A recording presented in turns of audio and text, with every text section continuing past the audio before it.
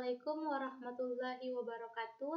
Perkenalkan, saya Ervita dari Prodi S1 Administrasi Rumah Sakit semester 4. Di sini saya akan mempresentasikan mata kuliah dari Manajemen Pelayanan UKP dan UKM, yaitu Manajemen Krisis dalam Pelayanan Kesehatan. Outline yang saya bawakan yang pertama ada analisis masalah, strategi manajemen krisis, yang ketiga ada rencana kesiapsiagaan bencana, dan terakhir simulasi dan evaluasi. Manajemen krisis sendiri adalah proses terencana dan terstruktur yang dilakukan organisasi untuk mengidentifikasi, merespon, dan mengatasi situasi krisis, baik yang bersifat internal maupun eksternal yang berpotensi mengganggu operasional, reputasi, atau bahkan keberlangsungan suatu organisasi. Analisis masalah. Masalah utama yang pertama ada lonjakan pasien gawat darurat, kapasitas ruang IGD melebihi batas maksimal akibat banyaknya korban luka.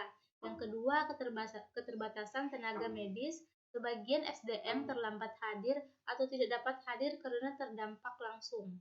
Yang ketiga, ada kerusakan fasilitas dan padam listrik, gangguan operasional ruang rawat, operasi dan sistem dokumentasi elektronik, kekurangan alat medis dan logistik, masker, oksigen, obat-obatan, dan tandu tidak mencukupi untuk menangani lonjakan.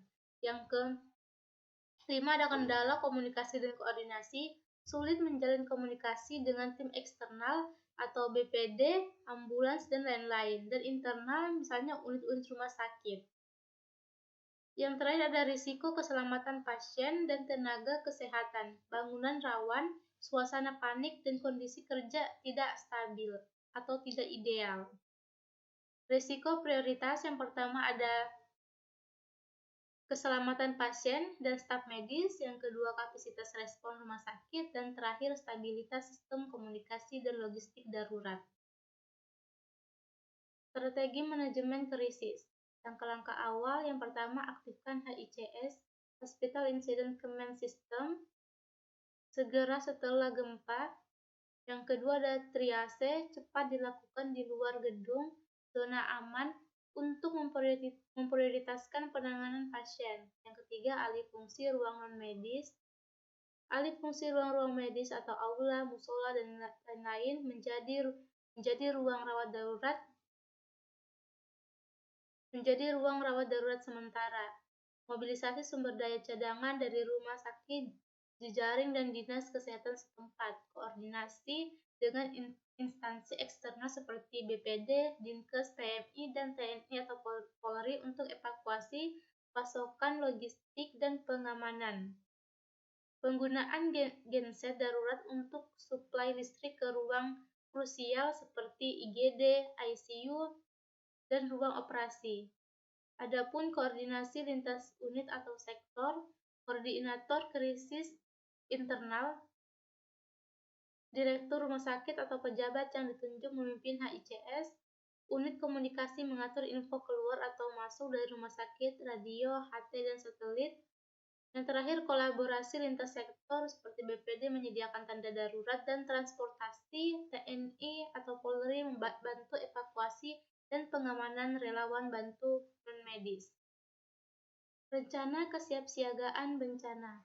Kerangka rencana kesiapsiagaan rumah sakit yang pertama ada pelatihan SDM, pelatihan rutin simulasi bencana minimal 2 kali setahun, terus workshop tentang manajemen triase dan trauma massal, manajemen logistik, menyediakan buffer stok logistik bencana seperti obat, makanan, air bersih, oksigen, dan MOU dengan distributor alat medis untuk suplai cepat. SOP bencana, panduan respon cepat bencana, kode warna, zona aman, tugas staf, SOP evakuasi vertikal dan horizontal, komunikasi darurat, HT, radio, VHF, ponsel satelit sebagai backup sistem komunikasi, dan yang terakhir tim komunikasi krisis untuk mengelola informasi ke publik atau media. Simulasi dan evaluasi. Simulasi krisis, misalnya judulnya simulasi tanggap darurat gempa pada tanggal 12 Desember tahun 2024. Skenario-nya gempa 6,5 skala Richter, 100 korban dan aktivasi HICS. Perannya medis, logistik, keamanan, relawan, dan lintas sektor. Simulasi penanggulangan krisis dirancang sebagai upaya uji coba kesiapan rumah sakit dalam menghadapi bencana gempa dan lonjakan pasien gawat darurat. Skenario dilakukan pada tanggal 12 Desember tahun 2024 dengan asumsi terjadi gempa berkekuatan 6,5 skala Richter yang mengguncang wilayah sekitar rumah sakit. Akibat gempa tersebut, sebagian fasilitas mengalami kerusakan ringan, aliran listrik padam, dan terjadi lonjakan pasien gawat darurat sebanyak 100 orang dengan beragam kondisi luka ringan hingga berat. Dalam simulasi tersebut, rumah sakit mengaktifkan tim tanggap darurat atau Hospital Incident Command System atau HICS dan melakukan triase di area parkir telah ditetapkan sebagai zona aman. Ruang IGD diahlikan fokusnya hanya untuk pasien kritis, sementara aula rumah sakit ini difungsikan sebagai ruang perawatan sementara. Seluruh unit rumah sakit ini dilibatkan mulai dari tenaga medis, petugas administrasi, keamanan, logistik, hingga relawan internal. Tim keamanan memastikan evakuasi pasien dan pengunjung berjalan tertib, sementara tim logistik bertugas memastikan ketersediaan alat medis, oksigen, dan pasokan darurat lainnya. Dalam skenario ini dilakukan pula simulasi komunikasi dengan pihak eksternal seperti Dinas Kesehatan, BPD, dan PMI untuk koordinasi bantuan logistik dan rujukan pasien.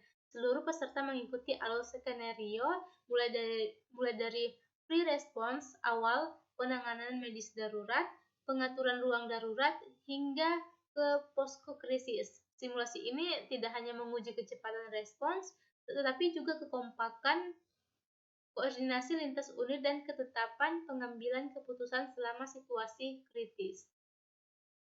Tujuan dari evaluasi ini, setelah krisis akibat gempa berhasil dikendalikan, rumah sakit ini melakukan evaluasi dengan mengadakan debriefing singkat yang melibatkan seluruh tim terkait seperti medis, logistik, dan keamanan untuk meninjau kembali pelaksanaan SOP, efektivitas komunikasi darurat, serta distribusi logistik. Evaluasi dilanjutkan dengan audit internal dan pengumpulan umpan balik dari staf melalui survei singkat guna mengidentifikasikan kendala dan peluang perbaikan. Hasil evaluasi ini digunakan sebagai dasar penyusunan laporan serta revisi SOP dan rencana kesiapsiagaan bencana agar respons rumah sakit lebih optimal jika terjadi bencana serupa di masa depan. Baik, kesimpulan dari materi yang saya bawakan ini, manajemen krisis dalam pelayanan kesehatan membutuhkan kesiapan yang menyeluruh, mulai dari sistem tanggap darurat, sumber daya manusia, logistik, hingga komunikasi. Aktivasi cepat tim tanggap, koordinasi internal dan eksternal, serta pemanfaatan fasilitas darurat menjadi kunci dalam merespons situasi bencana seperti gempa. Pelatihan rutin, simulasi, dan evaluasi berkala sangat penting untuk memperkuat kesiapsiagaan rumah sakit dan meminimalkan risiko terhadap pasien maupun tenaga kesehatan. Sekian dari presentasi yang saya sudah lakukan. Maaf jika ada terjadi kesalahan kata atau pengucapan. Saya Ervita, terima kasih. Assalamualaikum warahmatullahi wabarakatuh.